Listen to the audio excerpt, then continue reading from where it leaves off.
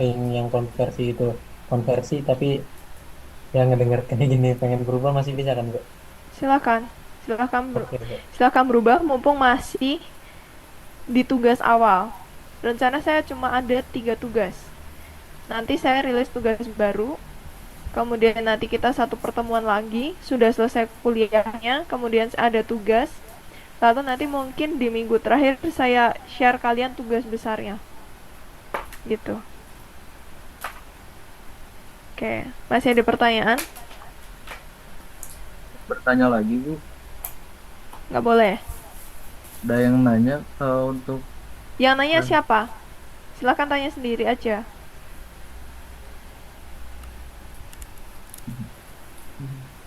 kalau untuk nilainya itu bisa di mix gak Bu? Misalkan konversi terus juga ngerjain tugas gitu Bu. Nggak Nggak bisa. mau. Jadi harus pilih salah satu ya Bu. Pilih salah satu. Karena kalau misalnya kalian pilih konversi, nggak usah ngerjakan tugas saya. Ada batas waktunya nggak Bu untuk konfirmasi konversi itu?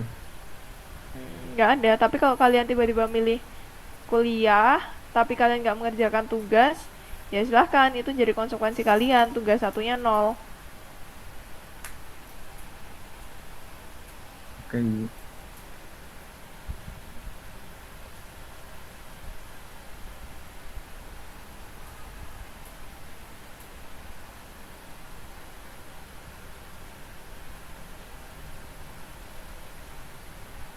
Gimana? Ada pertanyaan lagi atau kita lanjut kuliah? Setelah ini saya tidak menerima pertanyaan terkait konversi dan juga kuliah ya. Ini kesempatan terakhir teman-teman kalau mau tanya. Ibu Izin izin bertanya. bertanya. Ya, Pulang dulu ya. Mila. Kalau semisal sebelumnya sudah mengisi G-form yang konversi, tapi tidak jadi konversi, tapi sudah mengerjakan tugas, itu bagaimana? Tapi belum mengerjakan tugas. Sudah. Ya udah nggak masalah. Oh, iya. Oh iya, satu lagi. Kalau semisal yang konversi, ya terus itu tuh untuk penilaiannya dari pembimbing KP itu tuh nilainya berarti belum pasti ya Bu. Yang pasti itu dari dosen pengampunya. Betul. Wah, oke. Terima Gitu kasih Bu. ya. Jadi, oke, untuk nilai akhirnya intinya di dosen pengampu. Karena kami dosen pengampu itu yang bertanggung jawab akan kompetensi kalian. Gitu. Izin bertanya, Bu. Ya, Kumaira. Untuk report portofolio dan lain sebagainya itu nanti apakah ada ketentuan formatnya atau enggak, Bu? Ya, saya rencana akan bikin formatnya. Mungkin saya rilis di minggu depan ya, Kumaira ya. Baik, Bu, terima kasih. Oke. Izin bertanya, Bu. Iya, Belva. Em, Kebetulan kan kami udah membicarakan perihal capaian pembelajaran kepada pembimbing KP. Tetapi Mm-mm. kebetulan dari pembimbing KP-nya sendiri cuti, jadi kita belum tahu apakah capaian pembelajaran ke-9 CPL ini tuh akan terpenuhi atau enggak di industrinya. Kalau buat itu apakah ada waktu lagi gak ya Bu untuk mempertimbangkan perihal konversi atau tidaknya? Terima kasih. Menurut Belva gimana?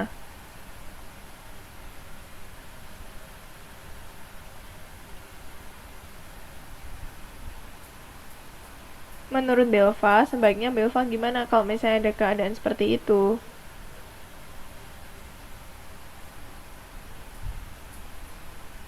Kalau untuk seperti itu rencananya kami ingin ikut kelas dulu, Ibu.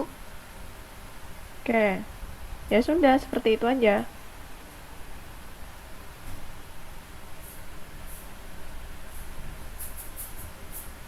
Oke, nanti mungkin di minggu depan, karena kita udah masuk tugas 2 ya, minggu depan saya rencana akan bikin G-form baru, silahkan teman-teman isi. Itu sudah fix yang konversi siapa, kemudian yang kelas siapa, gitu ya. Oke, masih ada pertanyaan lagi?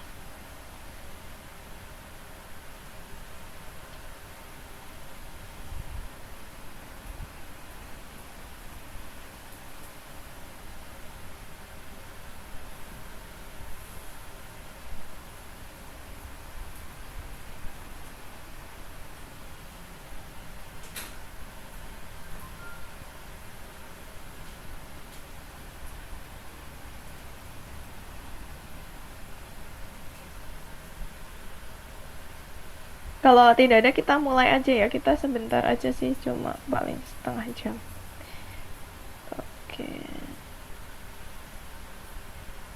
Nah, pada malam hari ini kita akan membicarakan tentang jenis-jenis bahaya dan juga analisisnya. Analisis tapi masih tahap awal ya untuk bencana. Oke.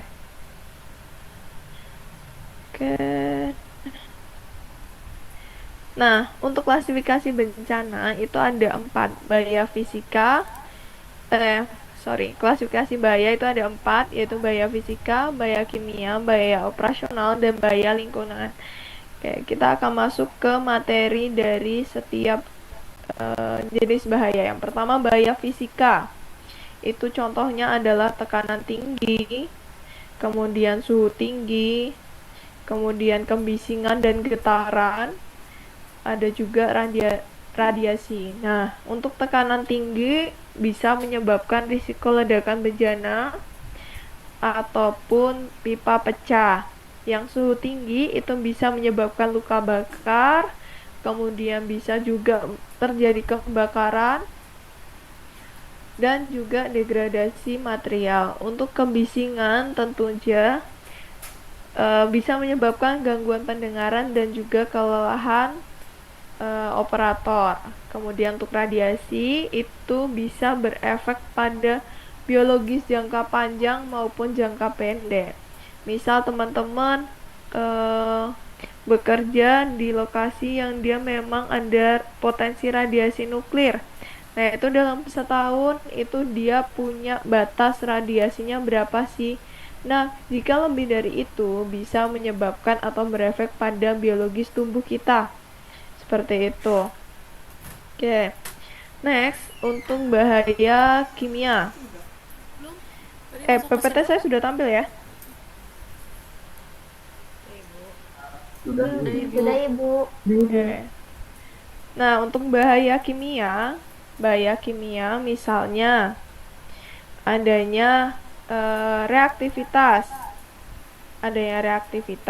kemudian adanya toksisitas, kemudian adanya korosif, kemudian adanya iritan.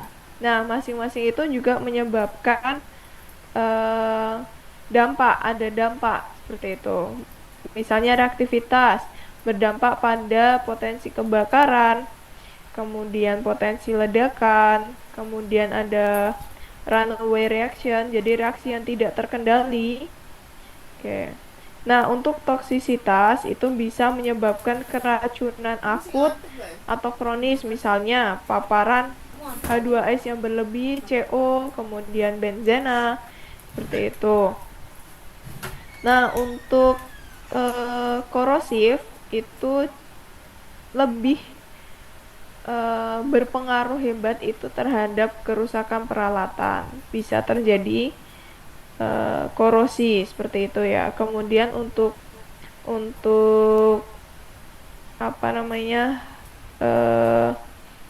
luka kulit ataupun mata juga. Kemudian zat-zat iritan itu bisa menyebabkan gangguan pernafasan maupun mata dan juga kulit.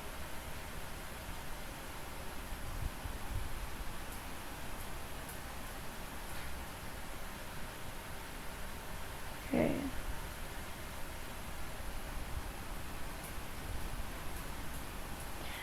Next adalah bahaya operasional, itu misalnya human error dalam prosedur kerja, kegagalan sistem kontrol, di mana instrumentasi itu tidak bisa berfungsi dengan baik. Kemudian juga ada juga kesalahan operasi, misalnya adanya valve yang salah posisi ataupun adanya overfilling. Kemudian yang terakhir adalah kelelahan operator yang disebabkan misalnya operatornya kurang fokus gitu ya. Oke. Nah, kemudian kita akan materi yang pertama untuk analisis bahaya itu bisa menggunakan what if analysis. What if atau bagaimana jika. Bagaimana jika. Nah, what if analysis ini yang pertama based on experience tim. Jadi dia bergantung pada pengalaman dan pengetahuan tim. Nah, jika tim itu berpengalaman, sehingga banyak tahu potensi bahaya yang bisa teridentifikasi. Sebaliknya, jika tim kurang pengalaman, maka hasil analisis itu bisa dangkal. Gitu. Yang kedua, what if analisis itu adalah suatu diskusi terbuka atau brainstorming, sehingga itu lebih fleksibel, tapi kelemahannya adalah tidak ada alur yang sistematis seperti HAZOP. Jadi bisa jadi ada beberapa aspek yang mungkin bisa terlewat. Yang ketiga itu aspeknya dia random ya, random. Jadi pertanyaan yang diajukan itu bisa juga secara acak. Misalnya, what if cooling waternya gagal? What if jika pompanya macet? Kayak gitu. Nah, memang prosesnya itu analisis bahaya dengan what if analisis itu prosesnya cepat, tapi tidak menyeluruh. Jadi karena dia random, acak, makanya tidak bisa sistematif dan nggak bisa menyeluruh. Kemudian what if cannot identify the unrecognized hazard. Jadi tidak mampu menemukan bahaya yang sama sekali belum dikenali. Jadi misalnya tim analisnya itu belum pernah punya pengalaman, maka bisa jadi ada potensi bahaya yang tidak bisa dikenali atau tidak bisa diidentifikasi. Nah, terbatas hanya bahaya yang sudah dialami atau pengalaman dari anggota tim analisisnya.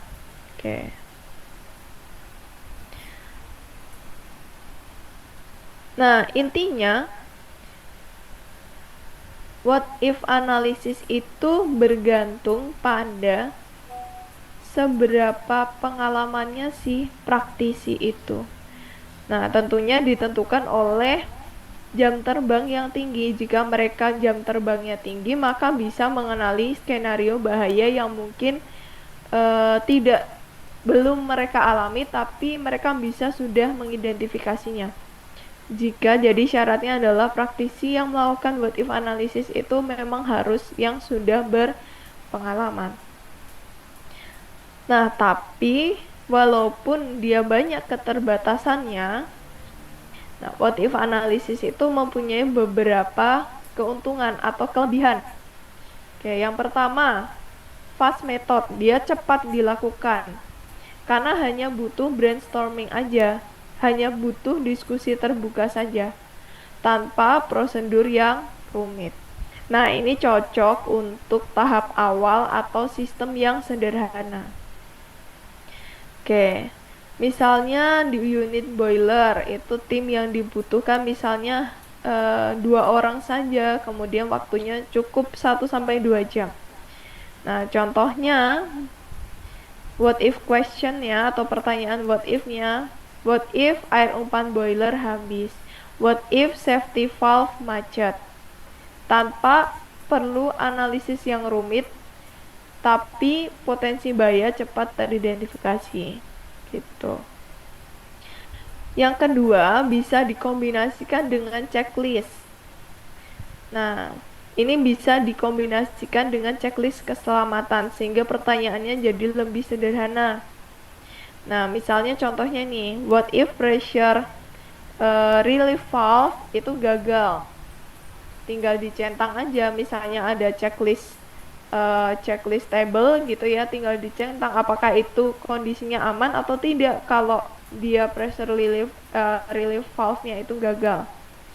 Misal, contoh lain di unit destilasi bisa dibuat checklist sederhana. Apakah cooling water tersedia? Apakah relief valve berfungsi? What if salah satu sistem gagal? Nah, itu bisa langsung dikombinasikan dengan checklist analisis. Nah, kemudian bisa mengkombinasikan evaluasi dari beberapa kegagalan. Nah, contoh misalnya pompa gagal dan listrik padam. Nah, ini di sini tidak hanya skenario tunggal karena ada kombinasi kegagalan seperti itu. Kemudian, nah, semua topik itu bisa secara acak itu dibahas atau disampaikan gitu ya. Nah, hal ini jadinya bisa memberikan fleksibilitas dan juga ruang kreativitas untuk timnya. Lagi-lagi kita harus memilih tim yang akan melakukan what if analysis. Jadi memang sebaiknya itu yang sudah memiliki jam terbang yang tinggi. Oke, next, nah juga sebagai fleksibel teknik. Nah, metode ini atau what if analysis ini cukup fleksibel dan dapat digunakan pada berbagai tahap proyek. Jadi memang biasanya digunakan di awal, tapi bisa juga di beberapa proyek yang lainnya. Misalnya ada desain awal, commissioning atau startup, kemudian operasi rutin, kemudian jika ada suatu insiden itu bisa digunakan sebagai evaluasi.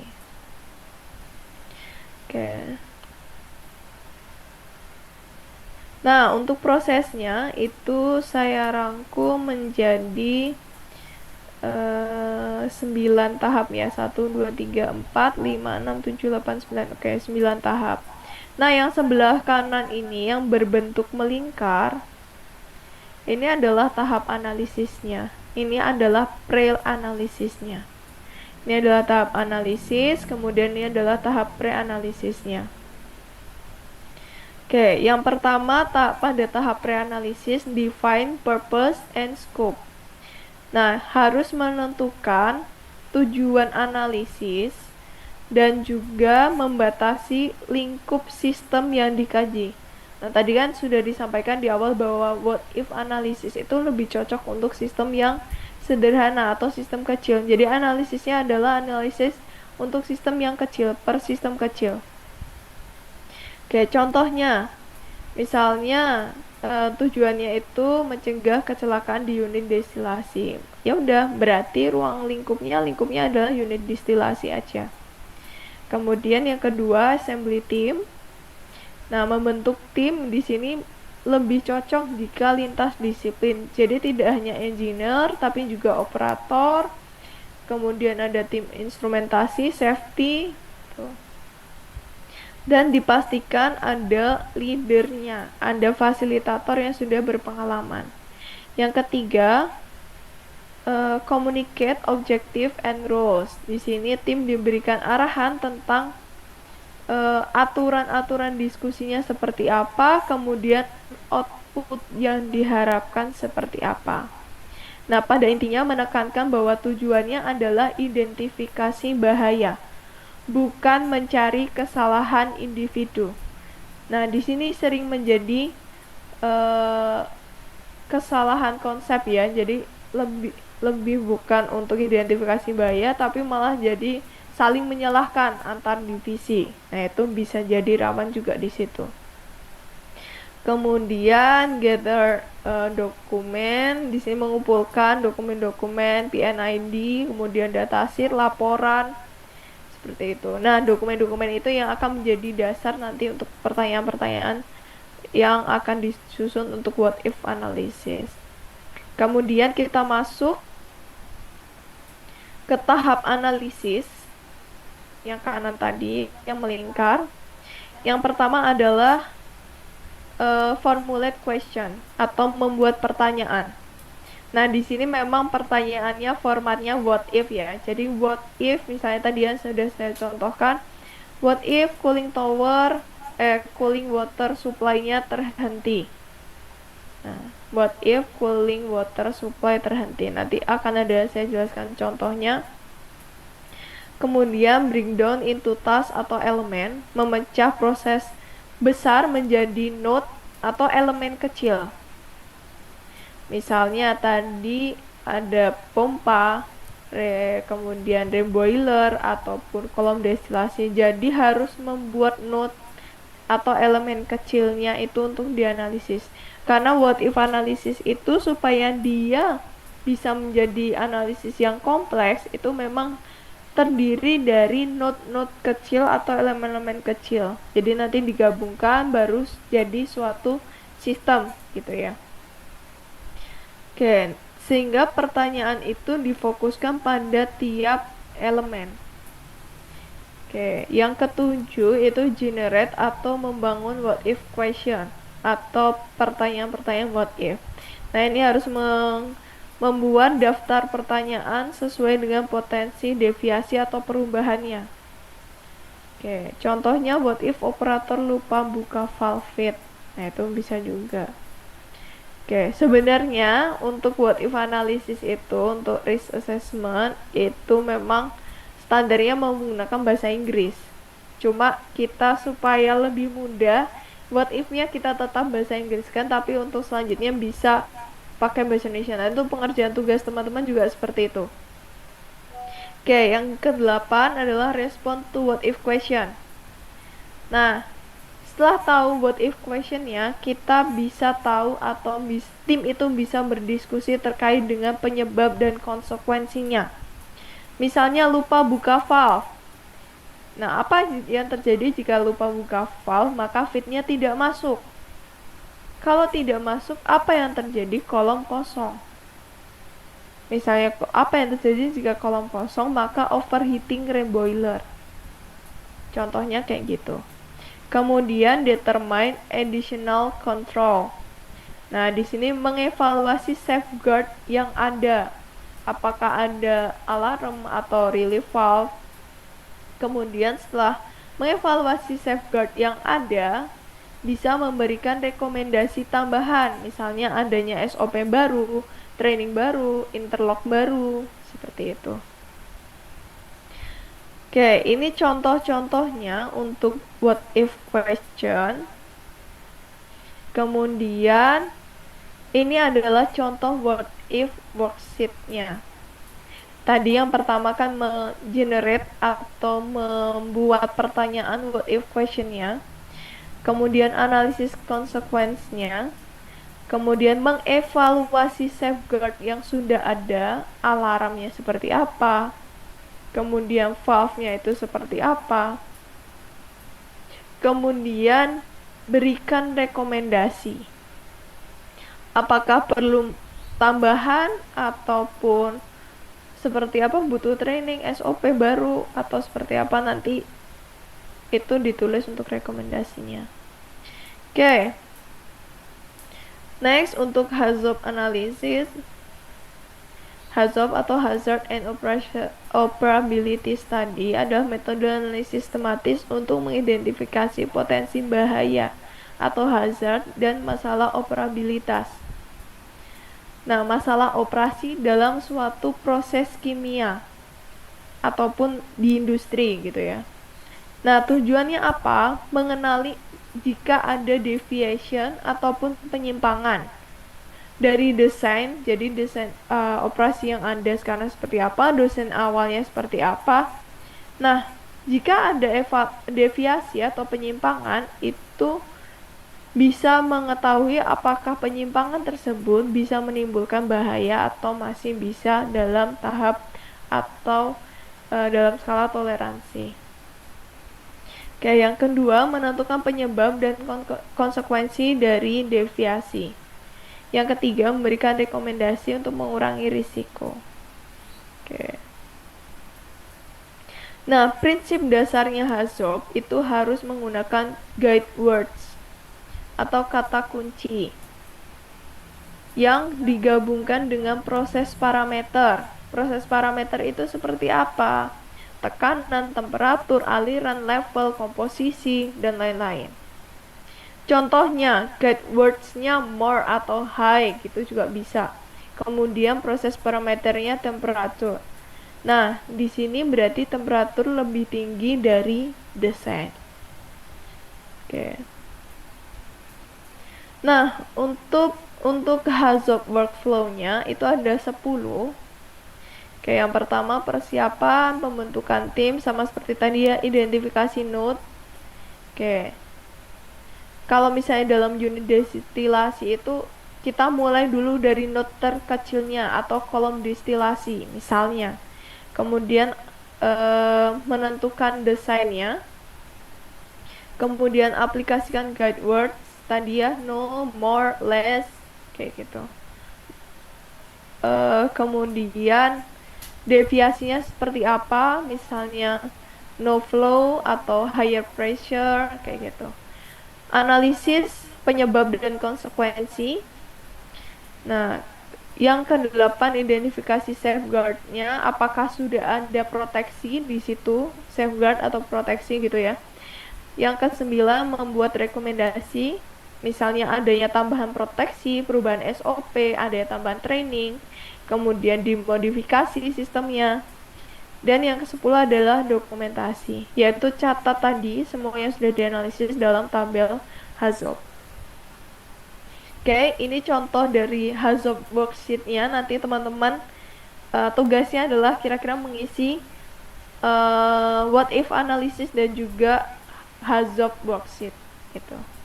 Ini contohnya ada example dari HAZOP worksheet. Nah, ini ada note ya. Ada note 1, ada note 2. Oke. Oke. Nah, contoh. Kita mau coba contoh mengerjakan what if sama HAZOP worksheet yang tadi saya sudah berikan contohnya. Oke. Yang pertama, kita akan contohnya itu jadi ada bejana yang dia punya reaksi yang bersifat eksotermis, kemudian suhunya itu dibantu kontrolnya dengan cooling water di dalam cooling coil gitu ya. Nah, reaksi bersifat eksotermis sehingga sistem pendingin disediakan untuk menghilangkan energi reaksi yang berlebih. Oke. Yang kedua, jika fungsi pendinginan hilang, maka suhu reaktornya akan meningkat. Yang ketiga, hal ini akan menyebabkan laju reaksi meningkat dan mengarah pada pelepasan energi tambahan. Sehingga apa? Bisa menyebabkan reaksinya itu tidak terkendali atau runaway reaction. Dengan tekanan yang melebihi tekanan pecah bejana reaktor. Itu bisa menyebabkan bejananya pecah. Kemudian suhu di dalam reaktor itu diukur dan digunakan untuk mengendalikan laju air pendingin melalui sebuah katup. Nah, kita mau coba lakukan studi what if dan HAZOP pada unit ini untuk meningkatkan keselamatan proses. Oke.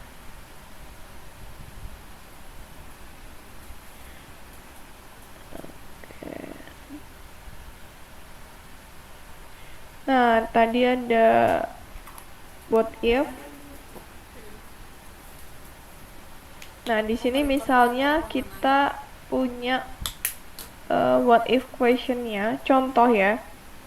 Itu adalah what if suhu di dalam reaktor meningkat.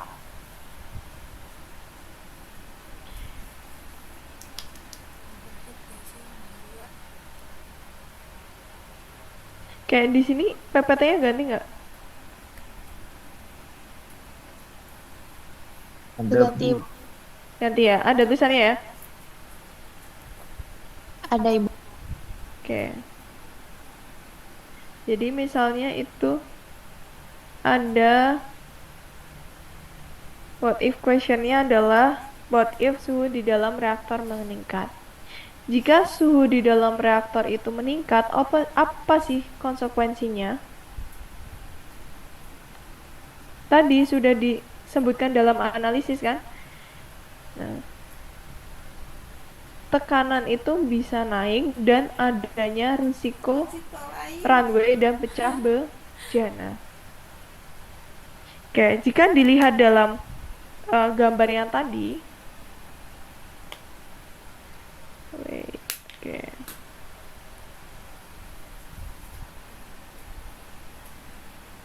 Apakah sudah ada safeguard-nya?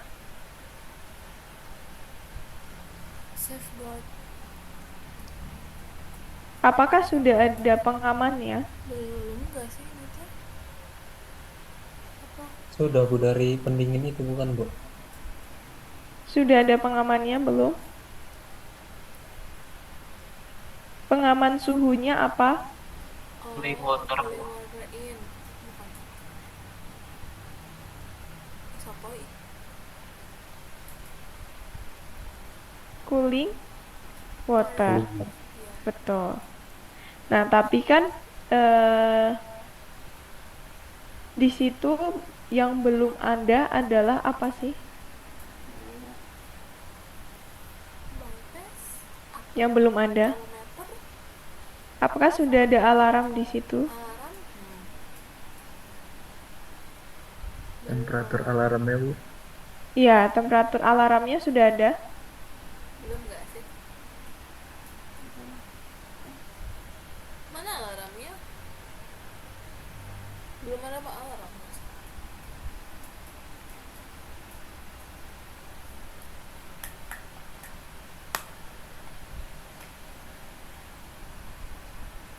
Apakah sudah ada temperatur alarmnya?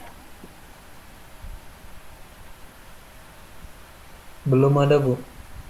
Belum ada. Berarti dia sebenarnya belum ada safeguard-nya ya.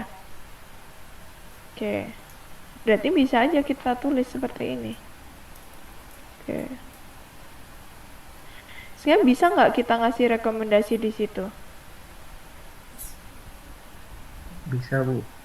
Oke. Dengan cara menambahkan sensor kan?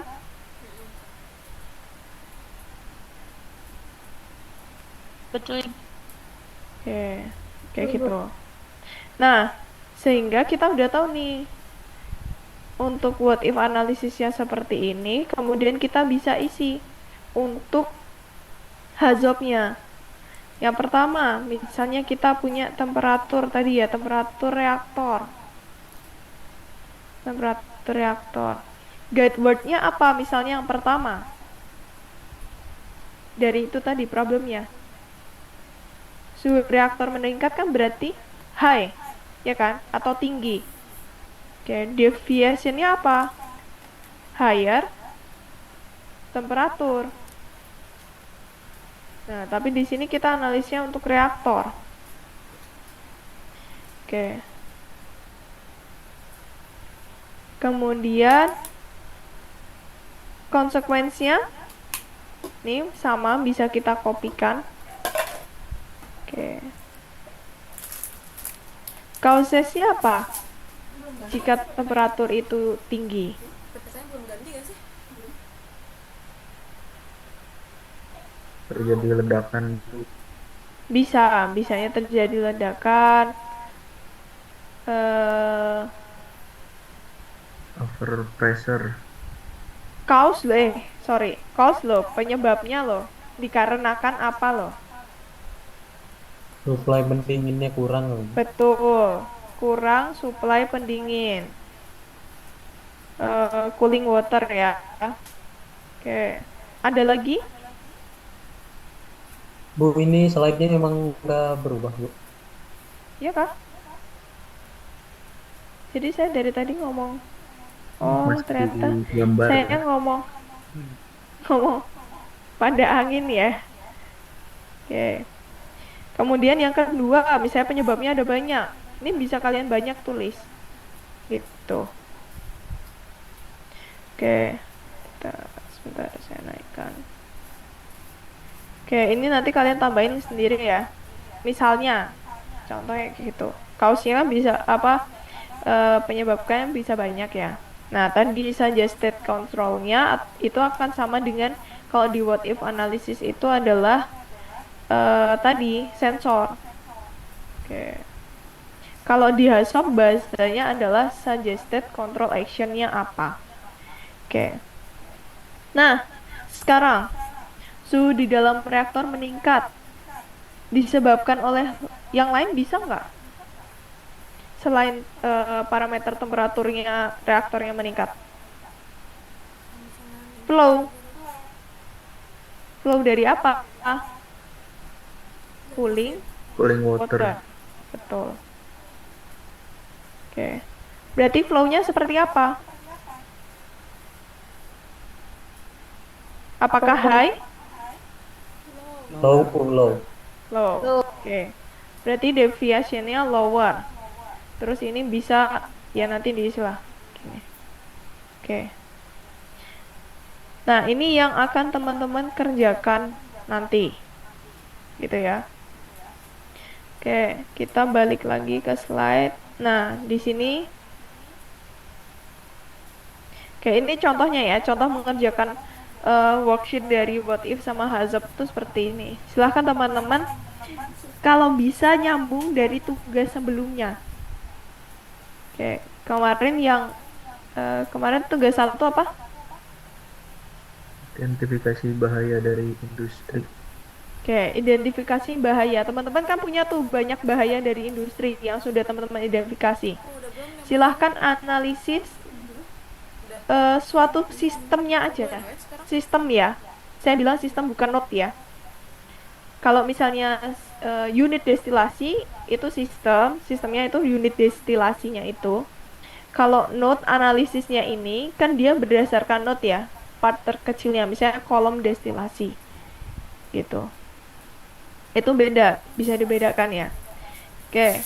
Kemudian teman-teman silahkan susun what if analisis dan juga HACCP-nya. Oke. Ini what if analysis itu dari unitnya. Unit yang akan dianalisis. Itu untuk what if-nya. Kemudian itu kan dalam satu unit itu bisa terdiri dari berapa node. Nah, dari beberapa node itu pilih 3 node saja dari sistem yang kalian analisis di what if analysis.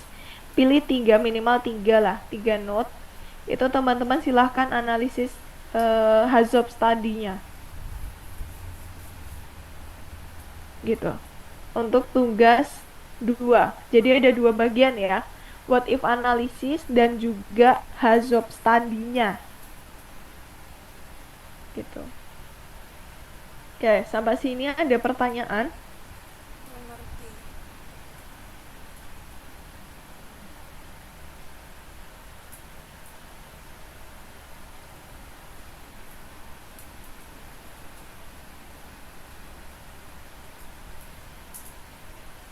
Mau ke aku juga dokumennya, aku mau kirim juga.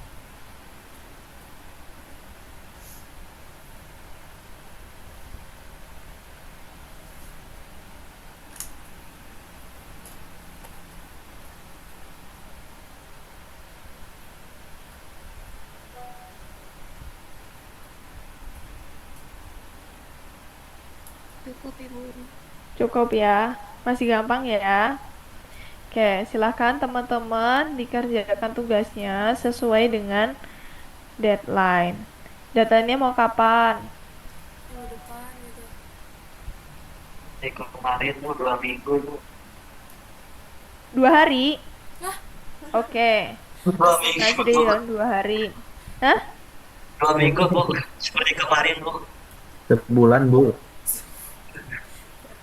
2 bulan buat Adrian. Tapi nggak keluar nilainya nanti. Oke, 2 minggu ya deadline-nya ya. Oke, nanti kita ketemu lagi. Semoga di minggu depan hari Senin gimana? Kita satu kali aja ya. Hari Senin minggu depan kalian available nggak? Pertemuan terakhir deh. Pertemuan terakhir, Bu. Atau mau berapa kali lagi? Jun mau tiap hari kan? Enggak lah.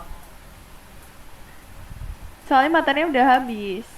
Jadi ini tuh sebenarnya 2 pertemuan. Tiap 2 pertemuan saya jadikan satu. Gitu. Dan saya bikin yang mudah aja lah biar kalian nggak pusing, saya pun nggak pusing. Gitu. Jadi besok minggu depan kalau misalnya gini, kalau minggu depan kita tatap muka, maksudnya kita pertemuan, kita online, tugasnya kalian masih punya deadline 2 minggu karena kan UTS itu kapan sih? Oktober ya? Tanggal Awal 6. Oktober Iya kayaknya. Bu, kabar. Tanggal 6 ya?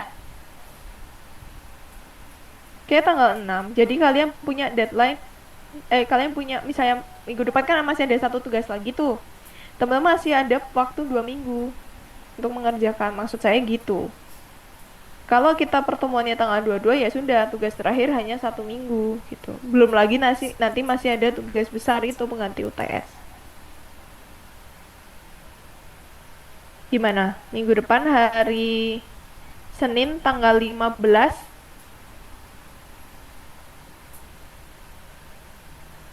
Paling nanti obrolin lagi, Bu, sama PJ-PJ-nya. Ya, oke. Nanti kalau sudah ada mood untuk ngobrolin, silahkan diobrolin. Saya dihubungi ya. Ya, Bu, aman. Oke. Oke, kalau gitu cukup untuk pertemuan malam hari ini. Terima kasih semuanya yang sudah hadir.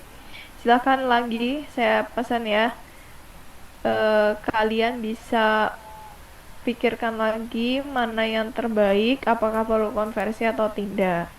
Toh kuliah pun juga gampang. Gitu. Saya tuh mikirnya kalau kalian konversi itu sebenarnya lebih sulit loh ketentuan dari prodi itu. Gitu. Oke, terima kasih semuanya. Selamat malam, selamat istirahat ya. Saya tutup Zoom-nya. Baik, Terima Bu. kasih, Terima kasih. Bu. Terima kasih Bu. Sama-sama. Buat istirahat. Terima kasih, Bu.